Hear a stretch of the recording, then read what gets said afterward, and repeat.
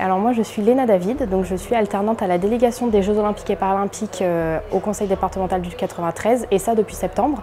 Donc en parallèle je suis en études management du sport et en fait mon objectif à la DGOP c'est de m'occuper de tout l'événementiel et l'engagement, donc aussi les volontaires pour le département. Bonjour, je m'appelle Constance, j'ai 25 ans, je vis à Saint-Denis depuis quelques années. Je suis amoureuse de Saint-Denis, c'est un petit peu pour ça que je participe au JO, puisque j'aimerais bien que tout le monde voit Saint-Denis avec mes yeux. Tout est tous volontaires, en fait c'est un programme qui a été mis en place par le département. Donc l'idée c'est de recruter donc soit des jeunes de 16 à 30 ans, soit des personnes issues du mouvement sportif, ou soit des personnes en situation de handicap.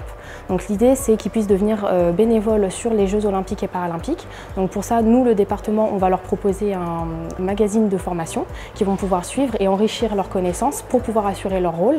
Et bien sûr, on va leur proposer des missions de bénévolat tout au long de ces 2 ans pour qu'ils puissent attendre jusqu'aux Jeux Olympiques. J'avais déjà envie de donner de ma personne. J'apprécie beaucoup l'accueil, le contact avec différentes personnes et l'ambiance aussi. Parce que le sport, c'est une manière de rassembler, d'unifier chaque personne, un groupe, et de mettre vraiment de côté l'animosité, etc. Du coup, aujourd'hui, on est sur une formation qui concerne les grands événements, donc c'est l'accueil au public. Donc là, on se trouve au village des athlètes et après, ils vont avoir la chance de pouvoir regarder la maquette qui sera présentée également. Du coup, le recrutement des bénévoles s'est passé tout au long de cette année. Donc là, on a fini il n'y a pas très longtemps, donc il y a à peu près un mois et demi. Au total, on a 1700 volontaires qui ont été recrutés. Le recrutement, il s'est passé de différentes façons. Donc on a utilisé des canaux de communication, donc, que ce soit par la presse, les petits journaux dans les villes, etc. Mais aussi sur notre présence dans les forums. Donc ça a été surtout pendant septembre. Mais aussi sur des réunions d'information dans les clubs. Et évidemment sur la plateforme Diagoriante, donc, qui a été le tremplin pour que les bénévoles puissent s'inscrire.